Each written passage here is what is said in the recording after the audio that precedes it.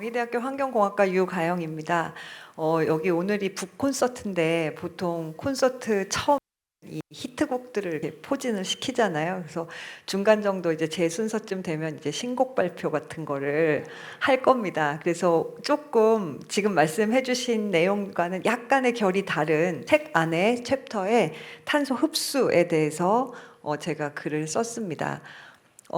일단 질문을 하나 던져 드릴 텐데, 이제 우리가 2050 탄소 중립 이야기 하는데 그게 진짜 될까요? 어떻게 생각하시는지. 뭐 정치적으로도 뭐 된다 하고, 뭐 아주 낙관적인 사람도 그렇게 될 거라고 믿고 열심히 살고, 제가 막 그렇게 낙관적인 사람은 아닌데 사실 지금 탄소 저감 기술이라는 거는 낙관론에 속하는 그런 얘기입니다. 즉 뭐냐면, 아무리 지금 과학기술이 발달했다 해도 지금 당장 우리가 지금 불 다 끄고 마이크 안 쓰고 그렇게 할 수 없고, 그러니까 배출을 0으로 줄이는 건 어차피 안 되니까 배출을 어느 정도 줄이고 그 배출한 만큼을 어디선가 흡수하면 우리가 탄소 중립 되지 않냐. 일단 그 내용이 있잖아요. 근데 이 탄소 중립을 이룰 수 있다라고 믿는 이제 굉장히 좀 기술 낙관주의적인 그런 이야기라고 들어주시면 될 것 같습니다.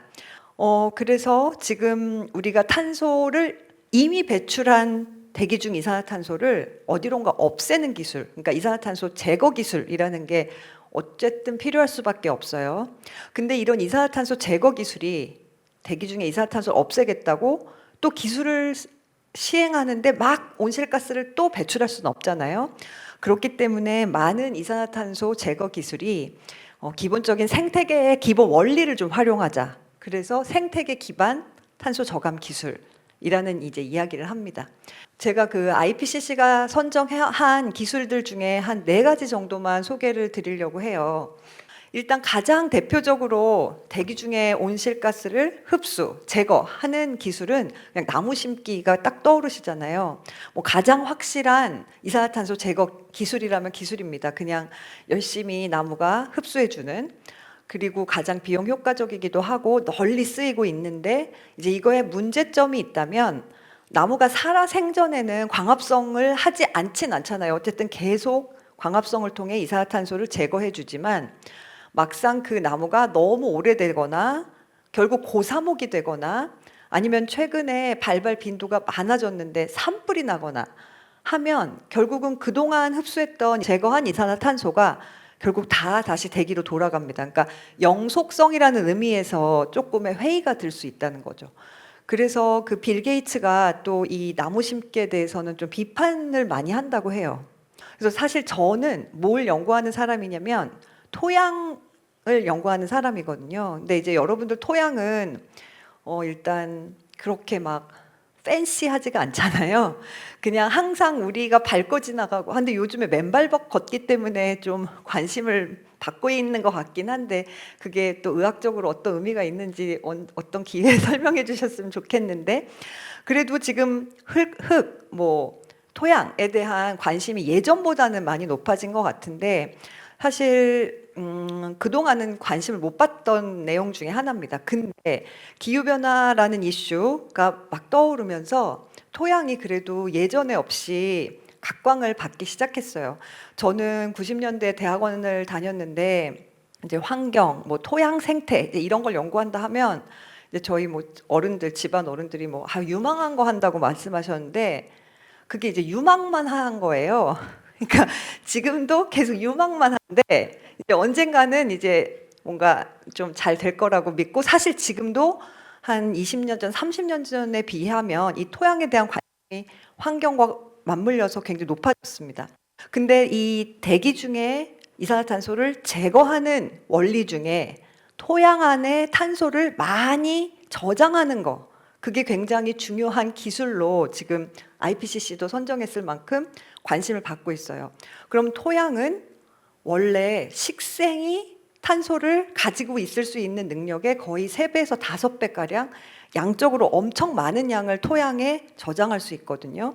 근데 어떻게 하면 그러면 대기에 있는 탄소를 토양으로 집어넣어서 오랫동안 빠져나가지 않게 하느냐? 그게 이제 관건입니다. 뭐 기본적으로는 그냥 관리를 좀 바꿔도, 예를 들어 농업을 하는데 밭을 갈아엎지 않고 그냥 무경운으로 놔두어도, 혹은 겨울에 그 한 번 작물을 짓고 나서 겨울에 나대지가 아니라 거기다가 녹비작물, 뭐 겨울에 피복작물 이거라도 심으면 기본적으로 이산화탄소가 식물을 통해서 들어오고, 그 들어온 식물이 저장하고 있는 탄소를 흙에다가 많이 넣어주면 그게 결과적으로 토양 안에 뭐 100년 이상, 그러니까 식물보다 훨씬 오래 500년, 1000년까지도 저장될 수 있는 능력을 가지고 있습니다. 그것을 우리가 토양의 탄소 격리라고 불러요. 그러니까 탄소를 대기랑 상호작용 못하게 아주 안정하게 어디에 그냥 계속 좀 놔두자, 안정하게, 이런 의미로. 그래서 토양 탄소의 중요성이 굉장히 부각이 됐다는 말씀을 드리고요. 그 다음에 강화된 풍화 말씀을 드리기에 앞서서 이 토양 안에 그냥 뭐 무경운이나 하고 뭐 이거보다도 조금 더 하이테크가 들어가는데 그 이름이 바이오 숯입니다. 그 책에 바이오 숯이라는 그 이름으로 들어가 있는데, 기본적으로 이거는 그냥 고기 구울 때 그 이용하는 숯, 그 숯이 그러니까 뭐냐면 나무를 산소 공급을 제한한 조건에서 그 고온에 노출을 시키면 그 유기물의 구조가 바뀝니다. 다공질이고, 그리고 표면적이 굉장히 넓고, 그리고 그 안에 있는 탄소가 미생물이 잘 안 먹고 싶어 해요. 그러니까 미생물이 분해를 못해서 그 형태로 유지될 수 있거든요. 근데 이제 그 우리가 고기 구울 때 쓰는 숯은 태우는 게 목적이니까 그거랑 달리 일단 기본적으로 버려지는 유기물들, 작물 잔사, 잇목 폐기물, 하수 슬러지까지 이런 유기물들을 산소 공급 제한하고 열분해시켜서 일단 바이오 수치라는 형태로 만들어서 그거를 토양에다가 이렇게 뿌리면 여기 AKA 탄소 감옥, 그러니까 탄소가 다시 대기로 날아가지 못하는 그런 역할을 하는 물질이라는 거죠. 이 물질이 또 부수적으로 입자가 굉장히 곱고, 그리고 구멍이 많아서 물 보유, 비료 보유가 좋기 때문에 생산량도 높일 수 있다. 이제 이런 식으로 공편위까지도 존재하는 그런 물질입니다. 그런 물질을 이제 농경이나 임업에 활용을 함으로써 토양 탄소가 저장이 더 증대되는 효과를 기대할 수 있다라고 해서 이게 좀 관심을 받게 된 물질이고, 좀 오른쪽 보시면 이제 경희대에서 이제 저희가 간의 수공업으로 이렇게 바이오차를 양말에 넣어가지고 가로수에다가 가로수 새로 그러니까 조성할 때 이제 저희가 막 이렇게 넣습니다.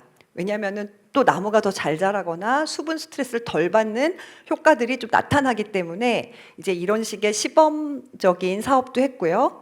현대건설에서 건설 현장에 토양과 바이오 수술도 섞어서 같이 활용하는 그런 좀 사례들도 있습니다. 그처럼 바이오 수치라는 이 물질이 여러 부문에 조금 아주 긍정적으로 검토되고 쓰이고 있고요. 그뿐이 아니라 여기 보시는 것처럼 뭐 자발적 온실가스 감축 프로젝트의 방법론이 등록되어 있기도 합니다. 자, 그래서 이 바이오 수채 내용이 책에 이제 좀 많이 적혀 있고, 마지막으로 말씀드릴 것은 이거야말로 약간 신곡 발표 같은 건데요. 강화된 풍화라는 기법이 있습니다. 이것도 기본적으로 자연 기반이에요. 근데 이거는 생물이 아니라 화학입니다.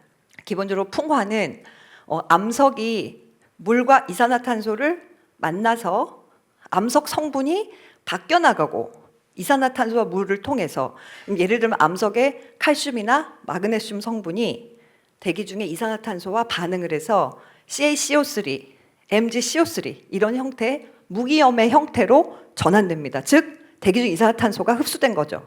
근데 이거는 수천만 년에 걸쳐서 일어나는 일이잖아요. 그래서 그 속도를 빠르게 하기 위해서 그 암석을 막 갈아서 그거를 쫙 뿌립니다. 그래서 그만큼이 대기 중에 이산화탄소를 안정적으로 흡수했다라고 보는 그런 기술인데, 약간 좀 황당해 보일 수 있지만 이런 벤처 기업들이 상당히 실용화된 사례까지도 있습니다. 그래서 여러분들께 이제 이런 신곡을 좀 발표를 드렸고요. 신곡이 마음에 드셨다면 박수로 마치도록 하겠습니다.